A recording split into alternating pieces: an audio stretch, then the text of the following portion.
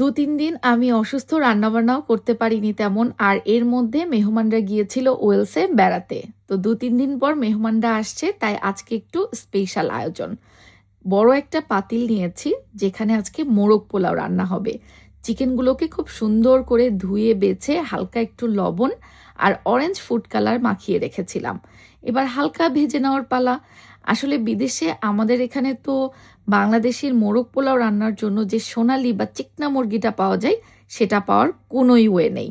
তাই এখানে এই ফার্মের মুরগি বা ব্রয়লার মুরগি দিয়েই আমাদেরকে রান্নাটা করতে হয়। এই জন্য আমি সবসময় রোস্ট রান্নার জন্য বলেন আর চিকেন পোলাও বা মোরগ পোলাও রান্নার জন্য বলেন ব্যবহার করি হচ্ছে লেগ পিসগুলো। কারণ ব্রেস্ট পিস দিয়ে কেমন জানি একটু ঘাস ঘাস লাগে। তো পুরোটাই আমি লেগ পিস দিয়ে রান্নাটা বসিয়ে দিব। চিকেনটাকে প্রথমে হালকা ভেজে নিব, তারপরে বাকি প্রসেস করব। যেহেতু মোরগ পোলাও রান্না করছি ফার্মের মুরগি দিয়ে, তাই দেখা যাচ্ছে যদি একটু ভেজে না নিই, এগুলো কিন্তু খেতে অতটা মজা হয় না। তাই হালকা ভাজা তো দিতেই হবে। আর যেহেতু মেহমানরা আসলে ২-৩ দিন বাসায় ছিল না, মানে ওরা গিয়েছিল ওয়েলসে বেড়াতে, ঘুরতে। দীপ্ত তো আসলে ট্রাভেল ভ্লগ করে, তো ইংল্যান্ডে এসে বিভিন্ন জায়গায় সুন্দর সুন্দর ভিডিওগুলোও করছে। আপনারা ওর চ্যানেল ঘুরলেও দেখতে পারবেন। আজকে ওরা আমাদের বাসায় ফিরবে, ভাবলাম একটু স্পেশাল আয়োজন হয়েই যাক। আর দীপ্ত সেদিন বলছিল ওর নাকি বাংলাদেশের মোরগ পোলাও খেতে খুব ইচ্ছে করছে। তা আমি যেহেতু এর মধ্যে অসুস্থ ছিলাম, এখন একটু সুস্থ হয়েছে আলহামদুলিল্লাহ। যদিও আমার ভয়েসটা এখনো শুনে বুঝতে পারছেন যে বেশ ভাঙা ভাঙা লাগছে, তারপরেও আলহামদুলিল্লাহ এখন আগের থেকে অনেক ভালো। তো ভাবলাম ওর আবদারটা একটু পূরণ করেই ফেলি। দেশি মুরগি না হোক, বিদেশি মুরগি দিয়ে হলেও দেশি স্টাইলে মোরগ পোলাও রান্না করে খাওয়াবো। তো চিকেনগুলো প্রথমে ভেজে তুলে নিয়ে তারপরে আমি এখানে পেঁয়াজটা প্রথমে ভেজে নিয়েছি, গোটা মশলা দিয়েছি তেলে, তারপরে আদা রসুন এবং রোস্টের অন্যান্য সব মশলাগুলো দিয়ে আমি মশলাটা ভালো করে কষিয়ে নিয়েছি। তারপরে ভাজা চিকেনগুলো দিয়ে এবার এটা খুব সুন্দর মতো রান্না করে নেওয়ার পালা।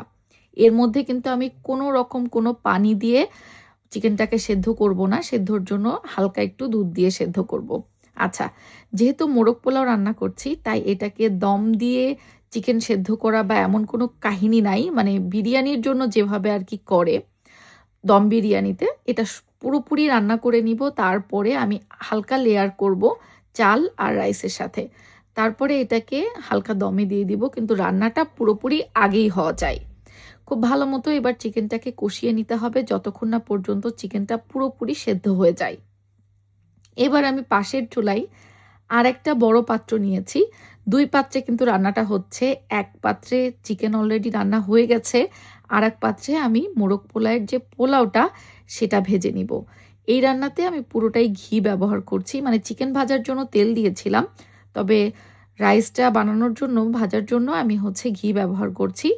আর যেহেতু চিকেনের মধ্যে তেল মশলা অনেক আছে, সো রাইসে কিন্তু তেলের পরিমাণটা বা ঘি যেটাই দেন ওই পরিমাণে ব্যালেন্স করে দিতে হবে। মানে খুব বেশি দেওয়ার প্রয়োজন নেই, কারণ চিকেনের যে তেল মশলা সব কিছুই কিন্তু এই রাইসের সাথে পরবর্তীতে দমে যেয়ে মিক্স হবে।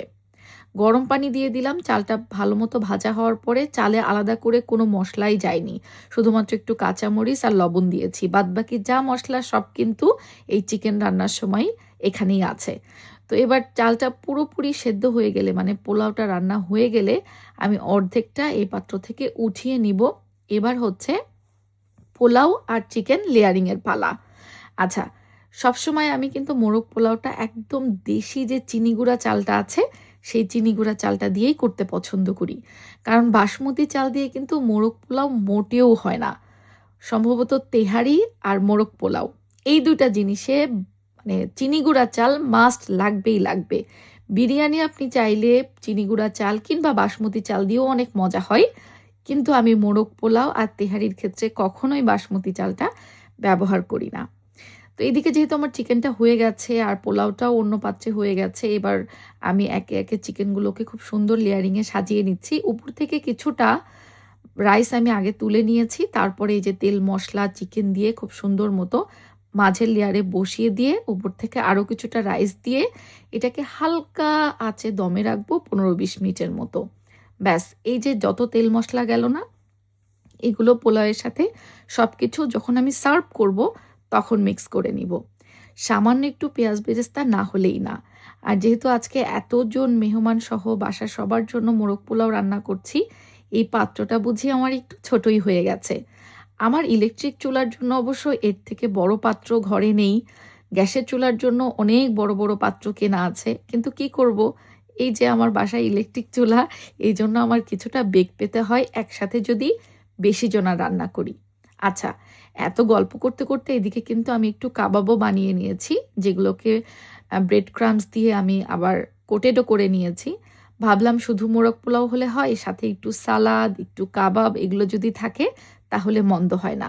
আমাদের ওদিকে অবশ্য এটাকে বলে হচ্ছে টিকিয়া কাবাব। তো এই কাবাবটাও আমি একটু ভেজে নিচ্ছি হালকা করে, শ্যালো ফ্রাই মানে মচমচা হয়। ব্রেড ক্রামস দিয়ে যদি কাবাবটা করা যায় তাহলে উপরে একদম ক্রিস্পি একটা ভাব আসে।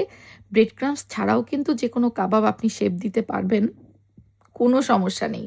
যাই হোক, আমার আসলে ঠান্ডায় গলাটা এখনও ভেঙে আছে, বেসিক্যালি থাইরয়েডের প্রবলেমের কারণে। সবাই একটু দোয়া করবেন যেন আমি তাড়াতাড়ি পুরোপুরি সুস্থ হয়ে উঠতে পারি। এদিকে কাবাবটাও ভাজা হয়ে গেছে, এখন মোরগ পোলাওটা সুন্দর মতো সার্ভ করে নেওয়ার পালা। উপর থেকে একটু ঘি দিয়ে দিয়েছিলাম।